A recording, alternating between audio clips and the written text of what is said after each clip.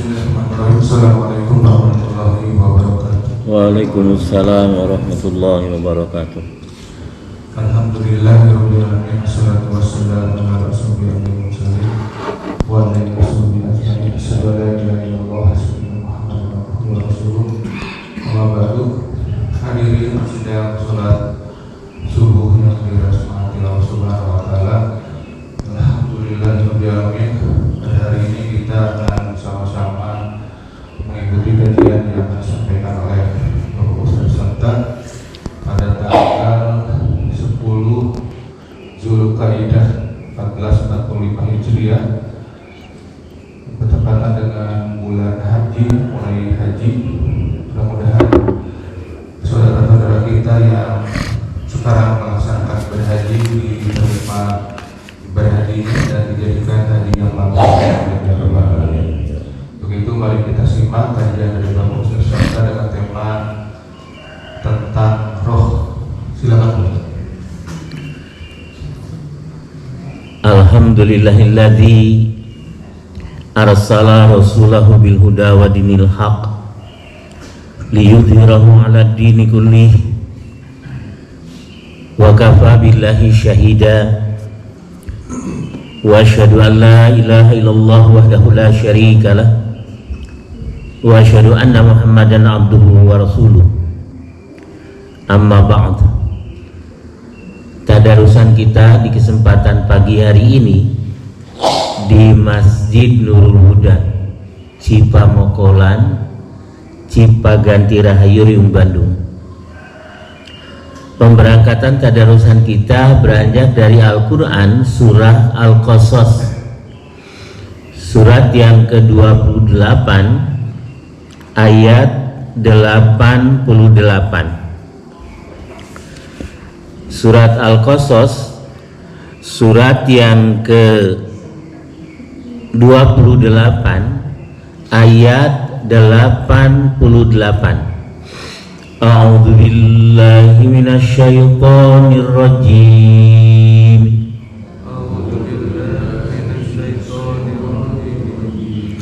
Wala tad'u ma'allahi ilahan akhar. La ilaha illa huwa kullu syai'in halikun illa wajhahu lahul hukmu wa ilaihi turja'un.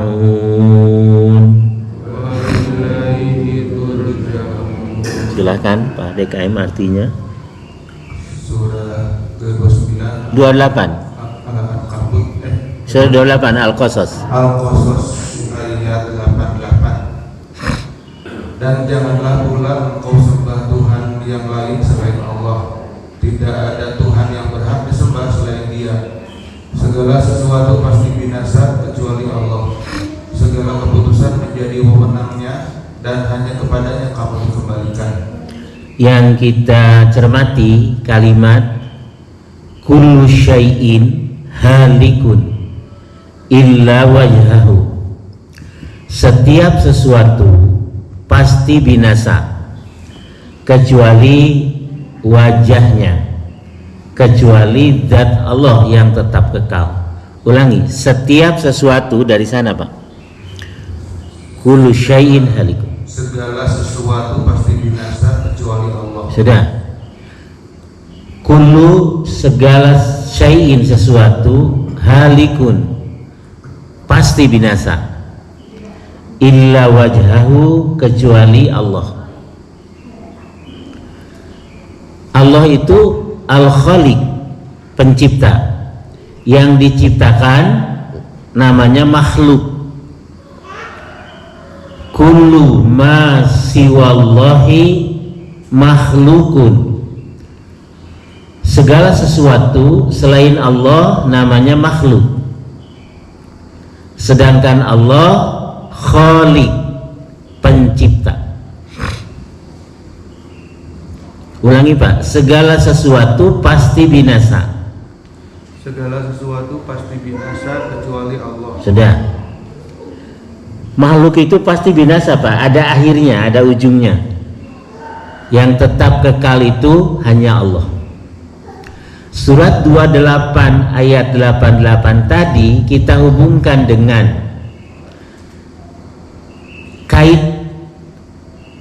erat kaitannya dengan surat 55 Ar-Rahman ayat 26-27, karena erat kaitannya.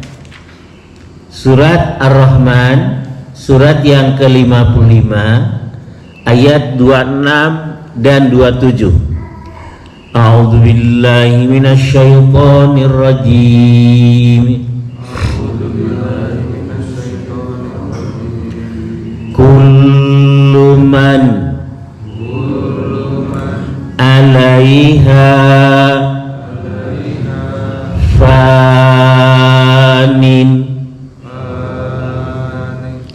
Fanin itu fana. Wa yabqa wajhu rabbika dzul jalali wal ikram. Masih pada KM artinya Ar-Rahman ayat 26. Semua yang ada di bumi ini akan binasa, tetapi wajah Tuhanmu yang memiliki kebesaran dan kemuliaan tetap kekal. kullu man 'alaiha fanin. Segala sesuatu yang ada di bumi ini fana. Fana itu binasa. Dunia ini fana. Kita juga fana. Pokoknya semua makhluk fana. Ulangi Pak, segala sesuatu yang ada di bumi, Semua yang ada di bumi itu akan binasa, tetapi wajah Tuhanmu yang memiliki kebesaran dan kemuliaan tetap kekal. jadi yang hanya kekal itu Allah saja. Ada ditambahkan Pak yang kekal itu selain Allah? Yang ada di bumi ini. Bagaimana yang ada di langit? Karena surat 55 ayat 26 27 itu semua yang ada di bumi itu fana. Jasad kita ada di mana? Di bumi. Ruh setelah dipadukan ke jasad,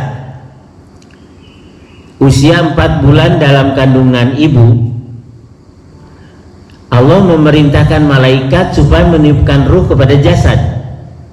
Maka jadilah kehidupan dalam rahim ibu waktu usia 4 bulan dalam kandungan, berlanjut sampai lahir ke bumi ini. Jasad kita sekarang berada di bumi. Ruhnya di mana? Di dalam jasad. Jasadnya ada di mana? Di bumi. Jadi ruh ada di mana? Di bumi. Betul, ruh itu dalam jasad. Jasad kita sekarang ada di bumi. Jasad kita mati. Karena jasad itu makhluk. Ruh makhluk bukan? Makhluk karena diciptakan Allah. Pokoknya selain Allah itu makhluk. Yang namanya hidup, bersatunya ruh dengan jasad, itu namanya hidup.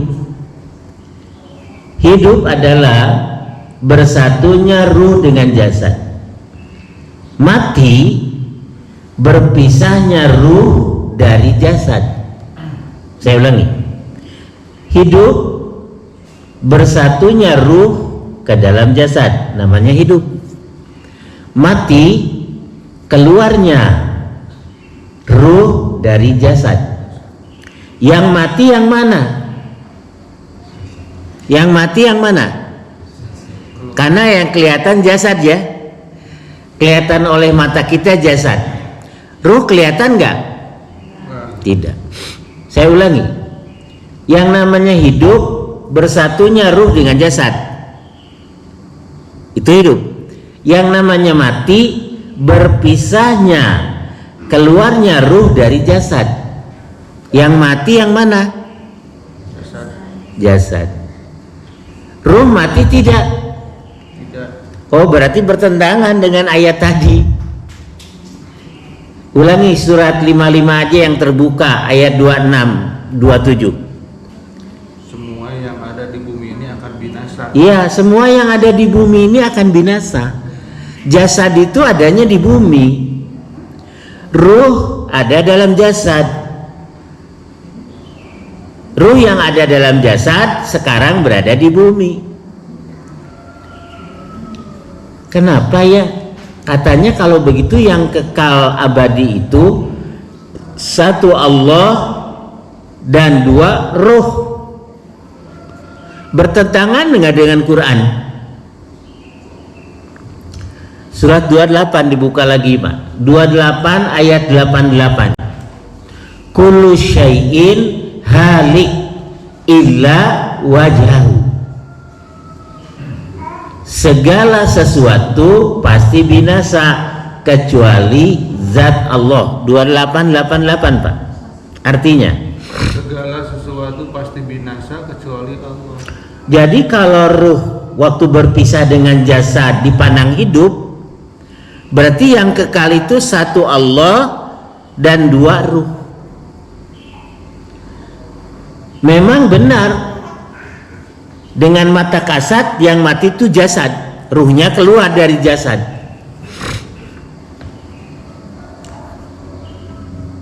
Coba kita lihat surat 17 ayat 85. 85, maaf, tadi dibaca oleh Ustaz dalam salat subuh. Surat 17 Al-Isra ayat 85. 17:85. A'udzu billahi minasyaitonir rajim. Wa yas'alunaka 85 Pak. 17 Bani Israel atau Al-Isra ayat 85. Wa yas'alunaka anir ruh kulir ruhu min amri rabbi wa ma utitum minal ilmi illa qalila illa qalila. Ibu artinya silahkan. 17:85. Dan mereka bertanya kepadamu Muhammad tentang ruh.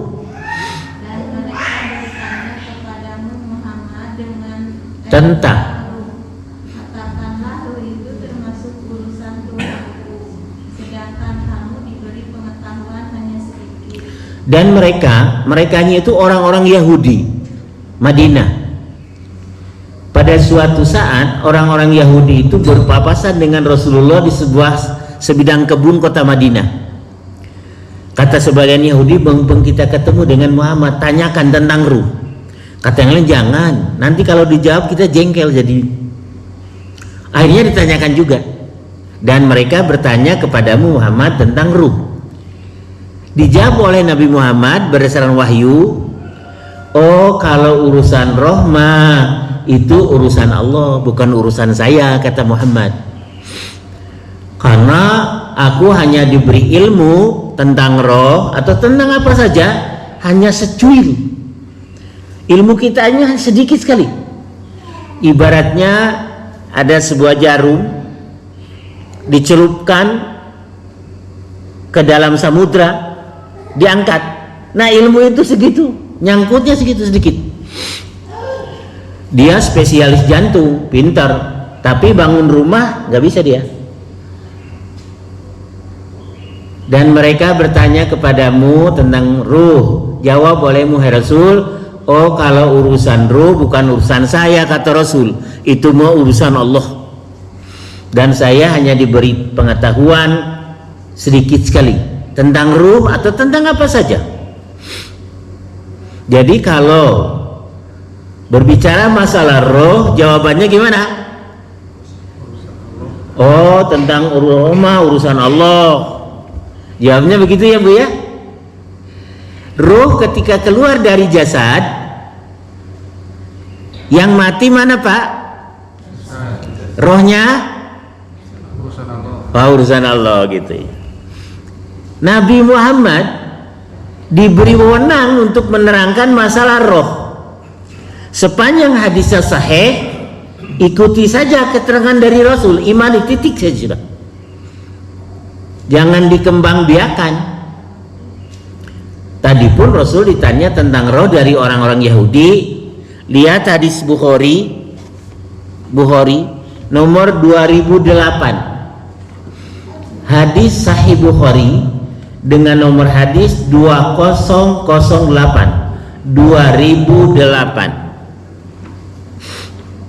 Sekelompok orang Yahudi berpapasan dengan Rasul di sebidang kebun kota Madinah. 2008, silakan Pak artinya. Hadis Bukhari 2008 dari Abdullah radhiyallahu anhu, katanya saya pernah berada bersama Rasulullah SAW melewati suatu ladang di Madinah. Sedang beliau bertongkat pelepah korma. Kemudian bertemu dengan satu kumpulan orang Yahudi. Mereka berkata sesamanya, tanyakanlah kepadanya Muhammad tentang ruh. Yang lain mengatakan, jangan kamu tanyakan kepadanya tentang ruh. Akhirnya mereka menanyakan juga. Lalu Nabi berdiri dengan tongkat pelepah kurma itu, sedang saya berdiri di belakang beliau. Menurut dugaan saya, wahyu itu turun kepada beliau. Kemudian mengucapkan, mereka menanyakan kepadamu tentang ruh, jiwa. Katakanlah, ruh itu termasuk urusan Tuhan dan kamu berada diberi pengetahuan tentang itu melainkan sedikit. Lalu mereka berkata satu sama lain, kami tadi telah mengatakan kepadamu supaya jangan bertanya kepadanya. Akhirnya ditanyakan juga. Kata Rasul menjawab tentang ruh. Menjawab. Oh, kalau urusan ruh mah urusan Allah. Aku tidak diberi pengetahuan tentang itu kecuali secuil. Yang secuil itu terangkan oleh Rasul tentang roh. Lihat hadis Muslim nomor berapa Pak Ginkin? 2448, betul tidak? Ya, Muslim Pak. Hadis saya Muslim dengan nomor hadis 2448. Ada judulnya. Judulnya dibaca Pak. Judul hadisnya 2448. Ruh harum dan ruh busuk. Judulnya itu ruh harum dan ruh busuk. Ada ruh harum semerbak mewangi. Ada ruh yang bau busuknya bukan main. Silakan artinya. Ruh harum dan ruh busuk 2448 hadis Muslim. Dari Abu Hurairah radhiyallahu anhu, katanya, apabila ruh orang-orang mukmin keluar dari tubuhnya, dua orang malaikat menyambutnya dan menaikkannya ke langit, kata Hamad. Karena baunya harum seperti kasturi, kata penduduk langit, ruh yang baik datang dari bumi. Sallallahu alaika, semoga Allah melimpahkan kebahagiaan kepadamu dan kepada tubuh tempat engkau bersemayam. Lalu ruh itu dibawa ke hadapan Tuhannya azza wa jalla. Kemudian Allah berfirman, bawalah dia ke Sidratul Muntaha dan biarkanlah di sana hingga hari kiamat. Sudah sampai di sana dulu. Apabila seorang yang beriman akan meninggal dunia, kalau yang lengkapnya hadisnya begini, Pak. Orang beriman akan meninggal, diutuslah para malaikat berjejer duduk di hadapan orang yang akan meninggal dunia. Cuman gaib. Duduk berjejer. Malaikat yang berjejer itu membawa kain kafan dari surga, selimut halus, empuk, wangi dari surga, dan keranda dari surga. Nanti hadisnya saya berikan, riwayat Ahmad. Lalu tidak lama kemudian datanglah malakal maut yang namanya bukan Israel.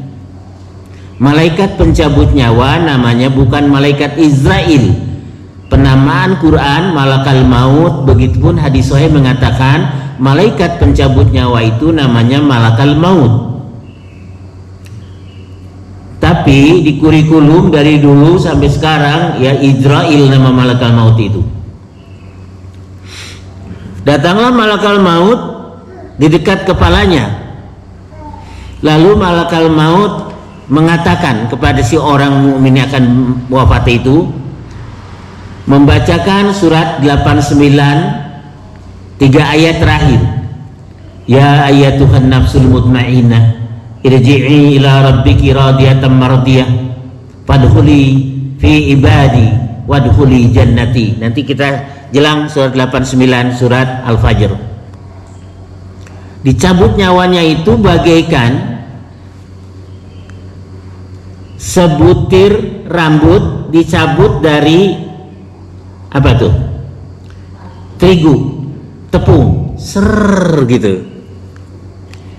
Lalu malaikat pencabut nyawa selesailah tugasnya, diserahkan kepada dua malaikat yang membawa kain kafan, selimut yang wangi dan empuk dari surga, dan keranda. Kemudian roh tadi dikafani, masukkan ke keranda, dibuat terbang oleh dua malaikat ke atas langit. Kalau ini langsung aja dua malaikat membawanya ke langit. Hadis Muslim. Di riwayat Ahmad ada rinciannya yang lebih detail. Sampailah ke hadapan Allah Azza wa Jalla.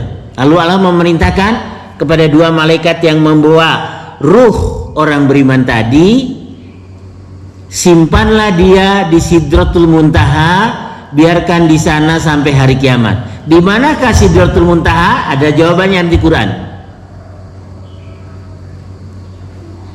Adapun kalau ruh orang yang kafir, teruskan Pak hadisnya. Selanjutnya, apabila ruh orang kafir keluar dari tubuhnya, kata Ahmad, berbau busuk dan mendapat makian, maka berkata penduduk langit, ruh jahat datang dari bumi, lalu diperintahkan, bawalah dia ke penjara dan biarkan dia di sana hingga hari kiamat. Kalau ruh orang kafir berbau busuk bukan main. Baru sampai ke langit pertama, malaikat yang menjaga pintu langit pertama tidak mau membukakan pintu langit, dilemparkan sampai ke penjara. Bau busuknya bukan main, berbeda dengan ruh orang beriman.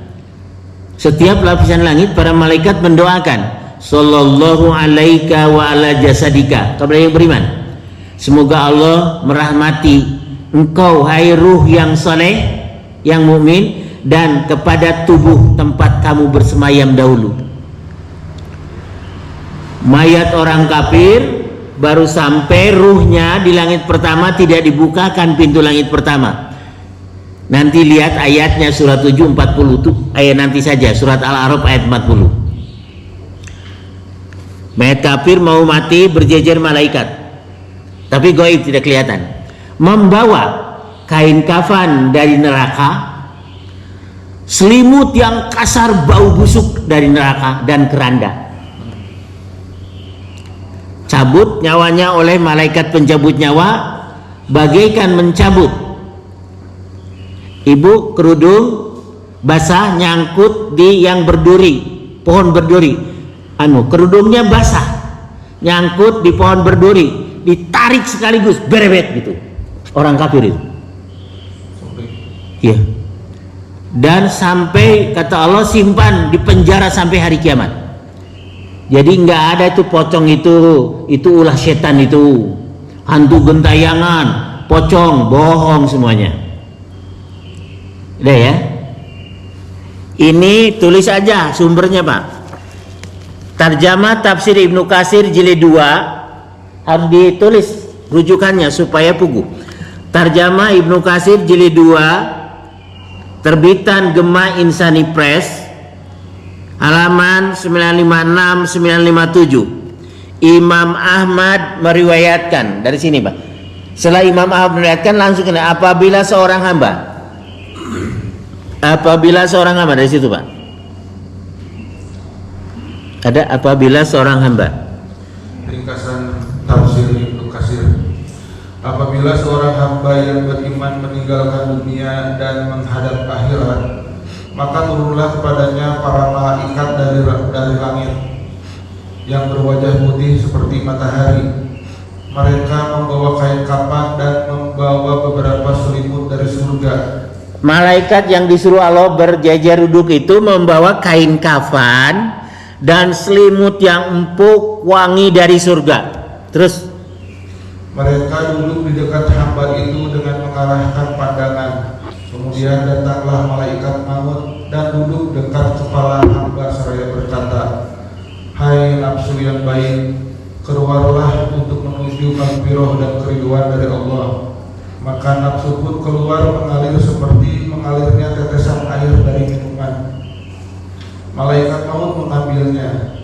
Tak kala ia mengambilnya, maka para malaikat lain tidak membiarkan nafsu itu berada di tangan malaikat maut sekejap mata pun, sehingga mereka mengambilnya lalu meletakkan di dalam kain kafan dan selimut tersebut. Ruh itu diletakkan pada kain kafan. Pertanyaan saya, kalau kain kafan itu untuk yang hidup atau untuk yang mati? Jadi kita mencermati hadis itu ya harus pakai akal dong. Lalu malaikat dua tadi meletakkan pada kain kafan dan diselimuti dari sorga yang wangi, masukkan ke keranda. Kalau kain kafan Ibu biasanya untuk yang mati, untuk yang hidup. Ya untuk yang hidup ditaruh dulu di lemari, tapi kalau mati baru dipakaikan Ibu ya. Dari situ kita mendapat pelajaran dari hadis sahih, berarti ruh mati dong. Kalau ruh hidup, buat apa malaikat bawa kain kafan? Dan bertentangan dengan ayat Quran tadi 2888 dan 552627. Karena makhluk yang diciptakan Allah itu harus berakhir. Teruskan Pak. Mayat orang beriman ini. Dari nafsu ruh itu keluar semerbak wangi yang lebih harum daripada kasturi yang ada di permukaan bumi. Terus Para malaikat membawanya naik. Tidaklah mereka melintasi suatu kelompok malaikat, melainkan mereka berkata, bau harum apakah itu? Para malaikat membawa ruh menjawab, ia adalah bau ruh si Fulan bin Fulan. Mereka memanggilnya dengan nama terbaik yang dahulu digunakan di dunia. jadi para malaikat penghuni langit 1, 2, 3 sampai 7 itu semua mendoakan kepada ruh orang mukmin. Sallallahu alaika wa ala jasadika. Semoga Allah memberikan rahmat kepadamu wahai ruh yang baik dan kepada tubuh tempat kamu bersemayam dahulu katanya. Terus Pak. Akhirnya sampailah mereka di langit dunia. Mereka meminta dibukakan untuk ruh itu. Lalu dibukakanlah untuknya serta disambutlah oleh setiap malaikat penghuni langit. Lalu dihantarkannya hingga ke langit berikutnya. Ya sudah. Sampai langit ketujuh. Sampai langit 7 dibawa oleh dua malaikat, dikafani, diselimuti dari surga dan masuk keranda. Terbang. Keluarganya masih SMS sana sini. Jasadnya belum dimandikan. Ruh sudah terbang sampai ke hadirat Allah. Lalu Allah berfirman, simpan di Sidratul Muntaha. Di manakah Sidratul Muntaha? Tadi malaikat menyambut. Kenapa, Bu? Iya, di atas langit yang ke-7. Lihat dulu surat 89. 3 ayat terakhir. Ayat berapa begini? 89 surat Al-Fajr. Ayat 27 sampai 30. Disambut ke malaikat, Pak, itu roh yang baik, itu yang mukmin. Surat 89 Al-Fajr ayat 27 sampai 30. A'udzu billahi minasyaitonir rajim. Ya ayyatuhan nafsul mutmainnah irji'i ila rabbiki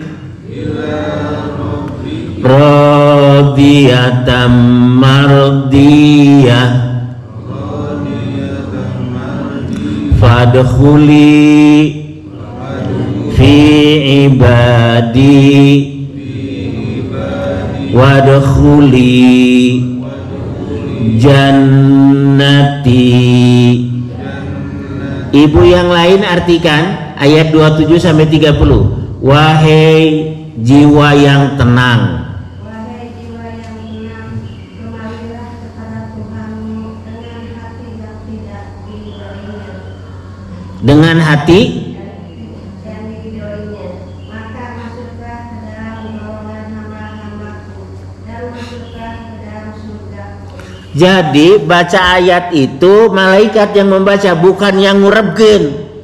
Dibuka boynya, dibisikkan di telinganya oleh yang ngurebkeun. Ya ayyatuhan nafsul mutmainnah irji'i ila rabbiki radiyatan mardiyah. Bukan, enggak ada tuntunan dari Rasul. Ini malaikat pencabut nyawa, ini menggembirakan kepada ruh orang beriman itu. Sudah ya? Terus sampai Sidratul Muntaha, Allah beriman simpan di sana sampai hari kiamat. Di mana Sidratul Muntaha? Lihat surat 53 ayat 13 sampai 15. Sidratul Muntaha itu berada di atas langit ke-7. Yang di dekat Sidratul Muntaha itu ada surga tempat kembali. Ruhnya disimpan di sana sampai hari kiamat. Jadi bagaimana bisa ngelihat keluarganya? Nanti datang malam Jumat ke rumahnya, ngelihat keluarganya gembira sekali ruh itu. Bisa sedih ruh itu. Sidratul Muntaha di atas langit yang ke-7, yang di dekatnya ada surga tempat kembali. Gimana ini nganyang ke keluarga anak roh teh? Itu bukan di alam kubur, Ustaz. Bukan? Kenapa? Bukan alam kubur. Oh.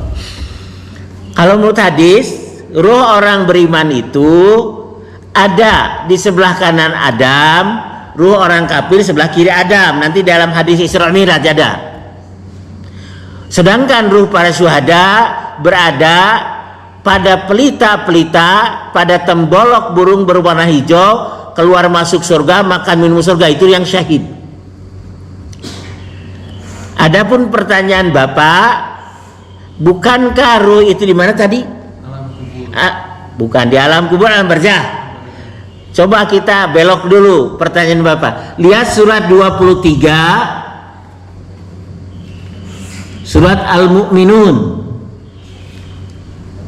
Ayatnya begini, 99-100. Itu alam barzah. Surat 23 Al-Mu'minun ayatnya 99-100. Artinya saja Pak, silakan. Al-Mu'minun 99.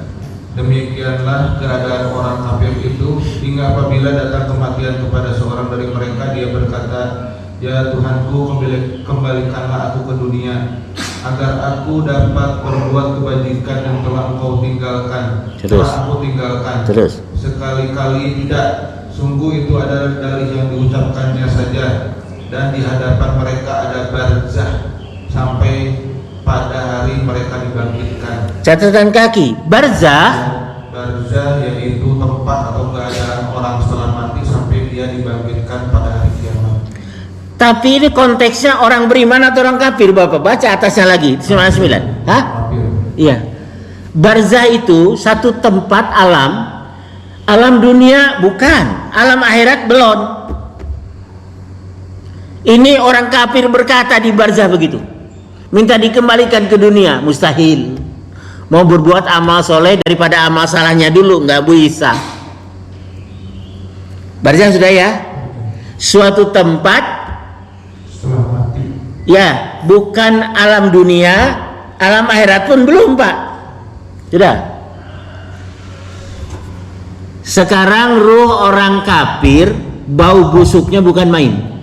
Mendapat kutukan malaikat. Baru sampai ke langit pertama, malaikat tidak membukakan pintu langit pertama. Lihat surat 7 ayat 40.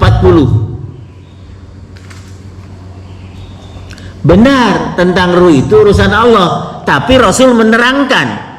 Sejauh keterangan Rasul, imanis titik sudah, tidak dikembangbiakan, asal hadisnya sahih. Silakan Pak, artinya saja. Surat 7 ayat 40, artinya saja. Al-A'raf ayat 40. Sesungguhnya orang-orang yang mendustakan ayat-ayat kami dan menyombongkan diri terhadapnya, tidak akan dibukakan pintu-pintu langit bagi mereka, dan mereka tidak akan masuk surga sebelum unta masuk ke dalam lubang jarum. Catatan kakinya, doa dan amal mereka tidak akan diterima Allah. Satu. Dan ruhnya tidak diterima langit. Allah memerintahkan lemparkan dia ke penjara, kata Allah. Bagaimana mungkin jadi pocong? Silakan. Footnote-nya. Artinya tidak bisa. Ya, footnote. Dibukakan pintu langit bagi mereka, itu artinya doa dan amal mereka tidak diterima Allah. Ya. Dan mereka tidak akan masuk surga terus hingga unta masuk lubang jarum. Ini perkataan yang mustahil. Unta masuk lubang jarum baru dia masuk surga. Nggak mungkin unta masuk lubang jarum.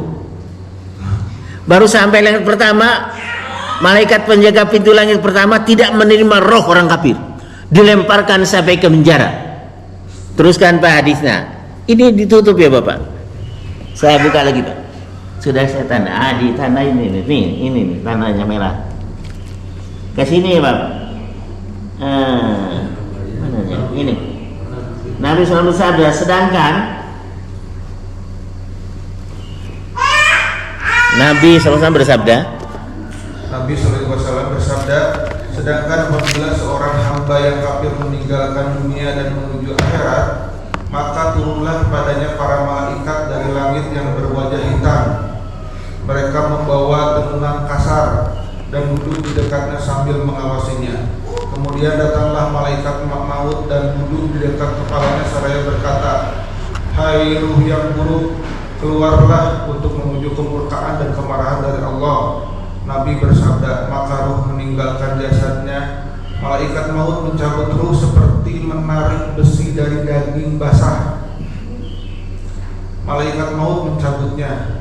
Setelah dia mencabutnya, dia tidak membiarkan di tangannya sekejap pun hingga ruh itu disimpan di dalam tenunan kasar.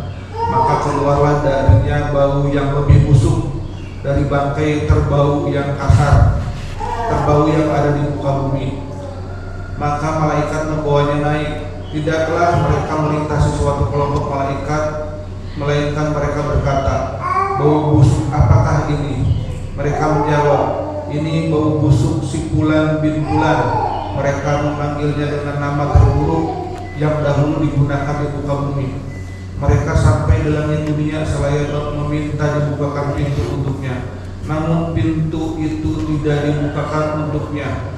Lalu Rasulullah SAW membaca ayat, tidak dibukakan baginya pintu-pintu langit dan mereka tidak akan masuk surga hingga unta masuk lubang jarum. Al-A'raf tadi Pak ayat 40. Sudah, ini sekarang ada satu kitab namanya kitabnya Roh, karya Ibnul Qayyim Al-Jauziyah. Ini di toko buku sudah puluhan tahun ini dicetak, dijual. Roh, karya Ibnul Qayyim Al-Jauziyah, salah seorang murid Ibnu Taimiyah. Sini Pak baca. Halamannya udah ada direkam ini. Halaman 9495. Sementara jika orang kafir dari sini terus di sini Bapak ya. Sementara silakan. Kitab Roh Ibnul Qayyim Al-Jauziyah. Sementara jika orang kafir meninggalkan dunia dan menuju ke akhirat serta mendatangi maut, maka para malaikat turun kepadanya dari langit sambil membawa kain kafan dari neraka dan keranda dari neraka pula.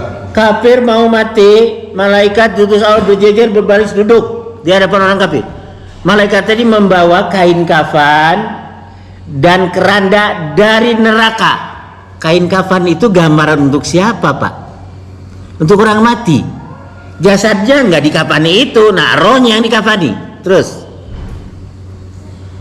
Mereka duduk di sekelilingnya sejauh mata memandang. Malaikat pencabut nyawa datang lalu duduk di dekat kepalanya kemudian berkata, "Keluarlah wahai jiwa yang kotor, keluarlah dari kemurkaan Allah dan kemarahannya."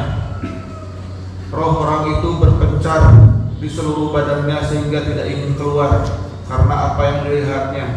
Maka malaikat pencabut nyawa memaksanya keluar sebagaimana besi tusukan yang dipaksa cabut dari kain wol yang basah. sudah, Pak, langsung ke sana sekarang. Ruh orang beriman. Nah, yang pakai tanda. Sesungguhnya jika orang mukmin meninggal dunia, maka malaikat pencabut nyawa mendatanginya dengan rupa yang sangat menawan dan bau yang sangat harum. Iya. Malaikat pencabut nyawa duduk di dekatnya untuk mencabut rohnya. Lalu ada dua malaikat yang datang sambil membawa keranda dari surga dan kafan dari surga pula. Orang beriman, malaikat membawa kain kafan dari surga dan keranda dari surga, selimut dari surga yang empuk dan wangi.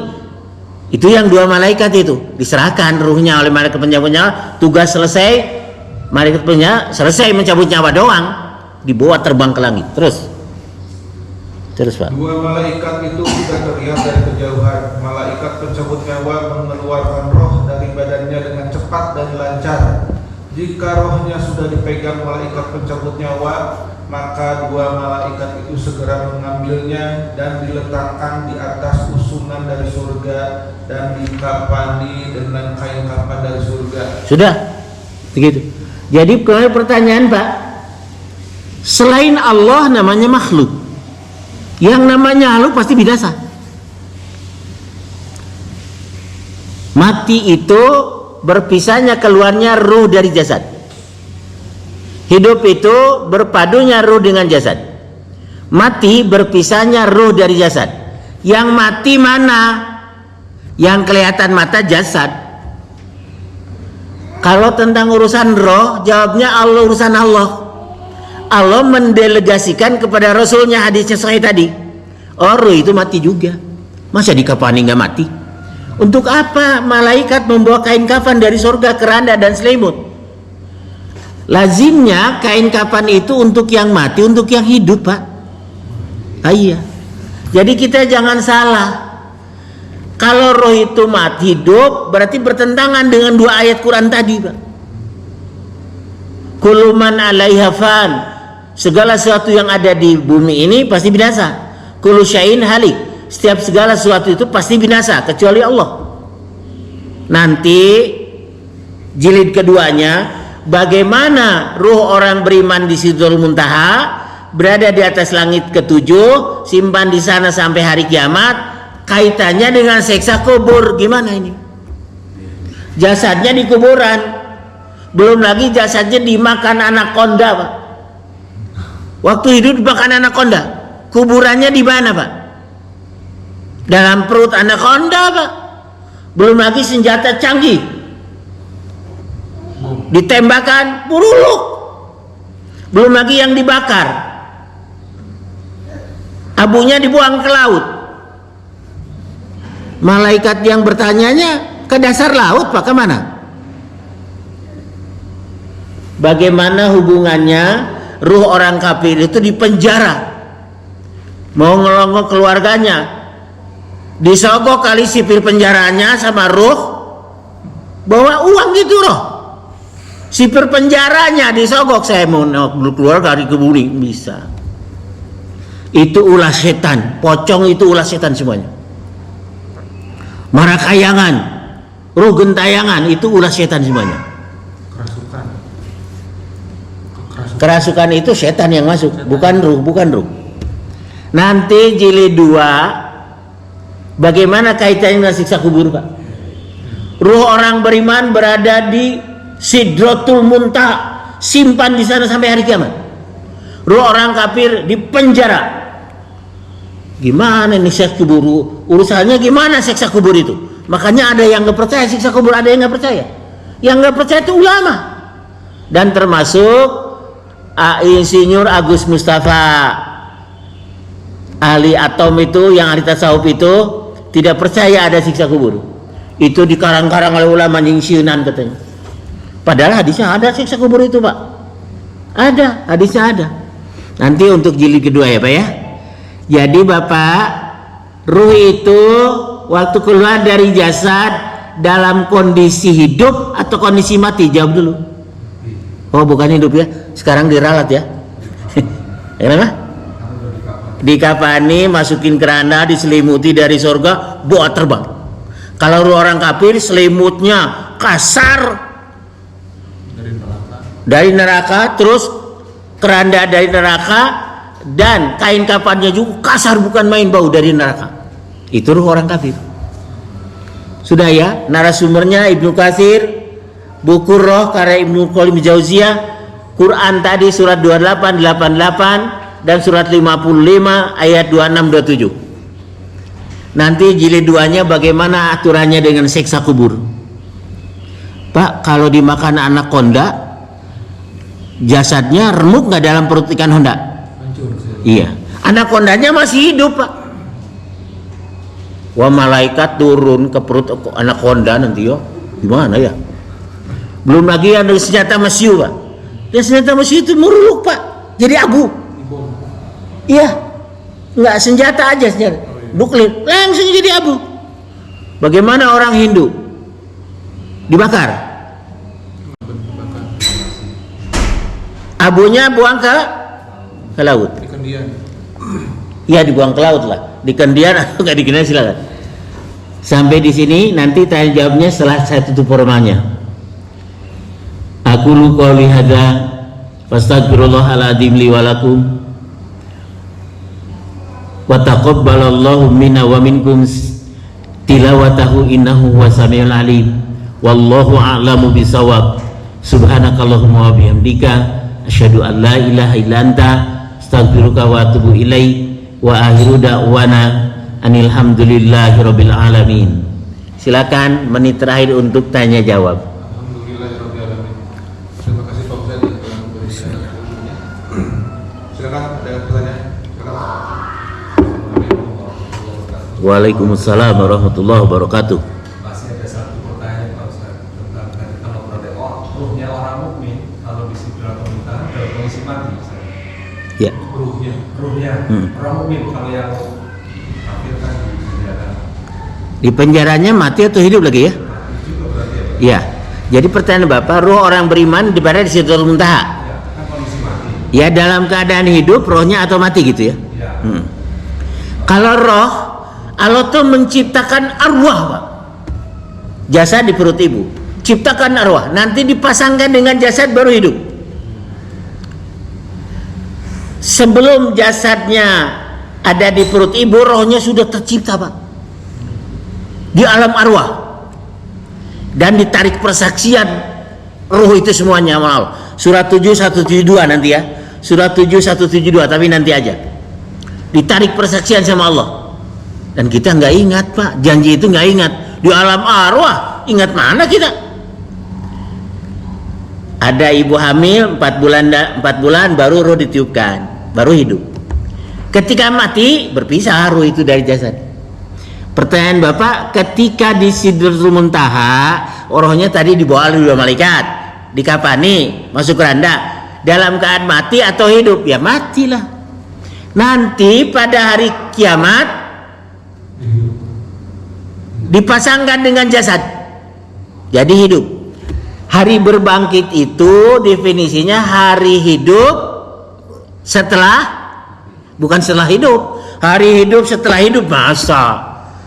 Hari berbangkit itu hari hidup setelah mati, bangkit dari kubur. Ayatnya ada. Ruh dipadukan dengan jasad itu 2 kali, Pak. 1 4 bulan dalam kandungan, tapi Bapak tidak merasakan, Ibu yang merasakan. Bu, 4 bulan dalam kandungan itu terasa getaran-getaran, Bu? Bapak nama henteu bisa kajen sahamna aya oge. Tidak merasakan. Cabut nyawa mati. Nanti pada hari kiamat dipadukan lagi dengan jasad. Bagaimana siksa kubur nanti, Pak? Ya bagaimana siksa kubur nanti?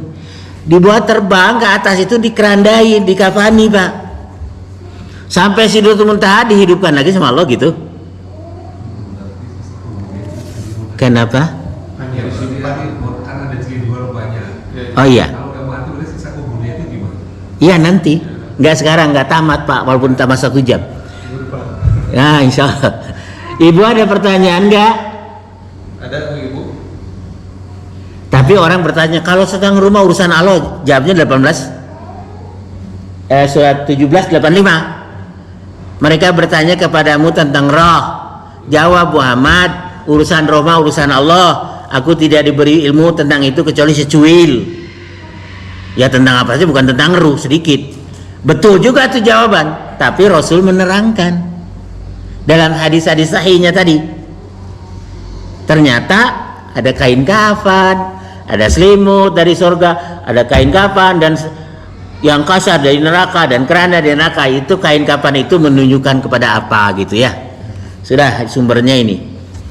Termasuk ruh-ruh orang-orang soleh, Ustaz.